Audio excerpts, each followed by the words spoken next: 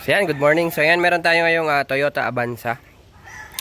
So ang sira niya, itong nasa screen, yan, lagi siyang nag-check engine na ganyan. So yan, tinanggal ko na yung throttle body kasi yun naman talaga yung problema nitong kotse na to is throttle body. So once nag-check engine to, hindi ka na talaga makaka-rev. Hindi ka na makaka-rev. So nung tinroubleshoot ko, ang ginagawa ko is talagang hindi mo maririnig na umaandar yung motor ng ng throttle body. So ang ginagawa ko, pinupukpok ko lang siya, pinupukpok ko yung throttle body and on off yung ignition, tsaka okay na naman siya, gagana naman siya. Tanggalan natin yung throttle body. So yan, doon na tayo. So ngayon nga, so hindi ko na naman sana to iba-vlog kaso share ko na din. So kaya hindi na natin mabibideo kung paano natin binaklas tong throttle body kasi wala talaga to sa plano. So yan, i-share ko lang sa inyo yung trouble na find out ko. So kung akong tatanungin, repairable talaga siya. So ito lang yung pagbaklas. Naka-rivet siya, naka-rivet. So hindi siya naka-tornilyo. So ang gagawin nyo is babarinahin nyo lang para matanggal nyo yung dating rivets. And sakto naman yung mga nabibiling rivets. So pag binuo natin to. So yan, ito yung internals nya. So yung motor binaklasan natin. So natin siya dito. So yan dyan. Ito yung internals ng throttle body ng Avanza. So yan. Yan, iikot yung motor dito. Yan. Hihilayin niya yung yan yung valve. Ang duda ko nito is motor talaga pero may chance din na TPS yung problema. So, pero nung pagbungkal natin, yung TPS niya is hindi naman talaga nasisira. Kasi hindi siya potentiometer type TPS. Isa siyang field effect.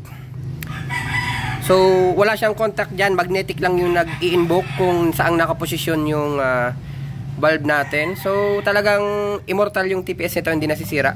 So sa motor na tayo. Since pinukpok natin to kanina, ay hindi, nung nag-troubleshoot kami, pinukpok namin gumana, means 100% motor yung problema. So ang pinakaunang duda ko talaga is carbon brush. So itabi muna natin to. Focus muna tayo sa motor.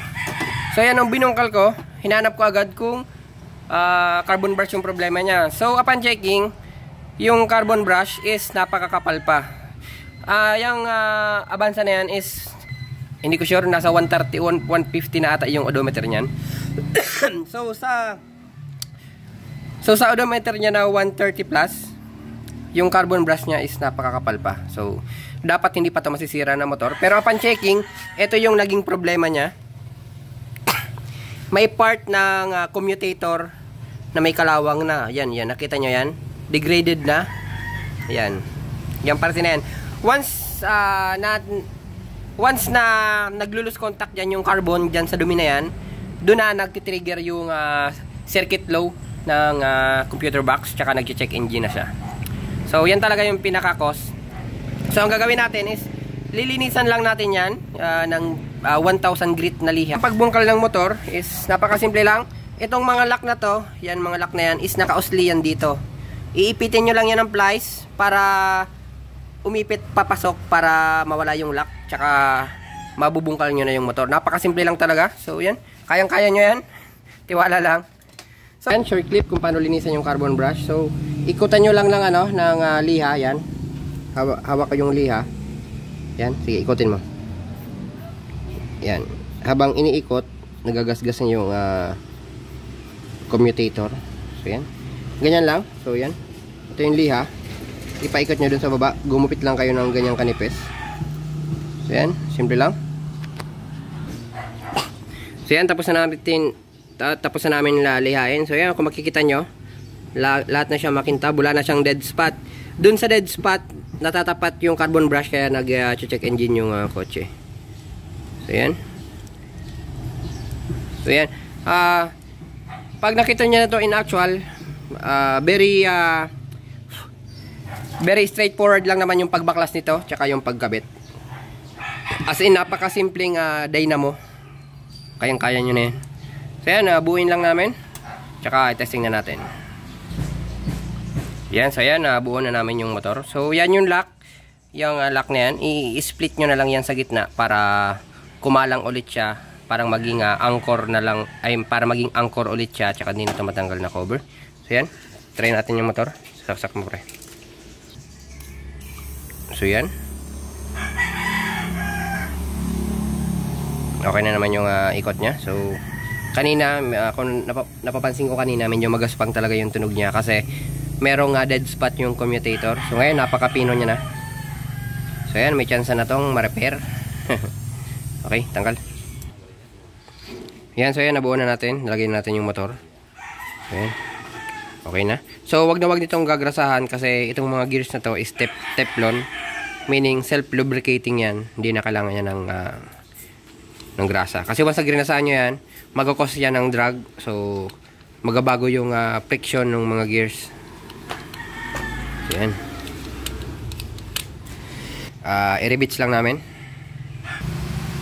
Yan, so yan, na-rebits na natin. So yan, ang pag-rebits is wag nyo nang isagad yung rebits na maputol yung kanyang push pin. So ang gawin nyo lang is yung tamang maipit lang siya and kayo na yung manually magputol nung push pin ng rebits. Yan, so yan, okay na. Kapitan natin. Tapos testing. So yan, nilagay na natin. So testing muna. Ignition. Yan. Sige. Full throttle. Sagad. Yun. Yan. Close. Open. Close. Yan. Open. Close.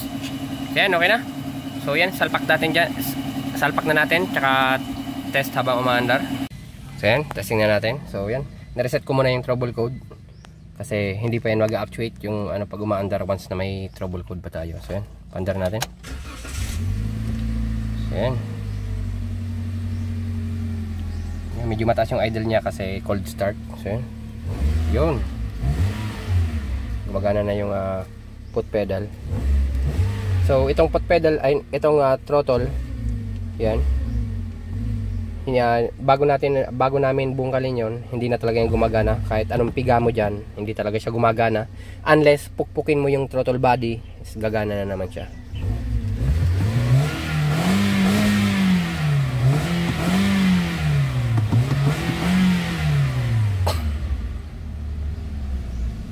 Kaya bumaba na yung niya, idle.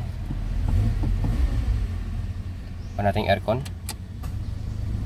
Yun, gumagana yung idle up. So yan.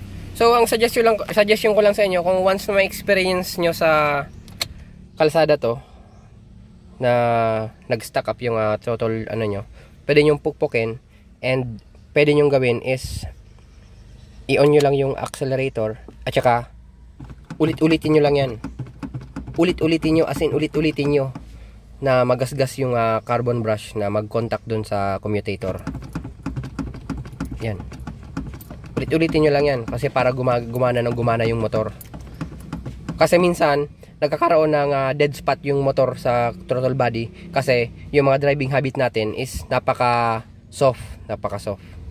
So minsan kailangan din birabirin yan para yung motor is luminis yung contact, yung parang bumilis yung ikot niya. Kasi once na ang press niya dyan dahan-dahan, yung ikot ng motor is dahan-dahan rin. So doon nagkakaroon ng parang mga dead spot.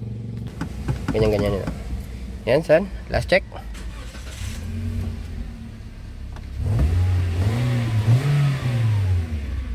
Ayan, thank you.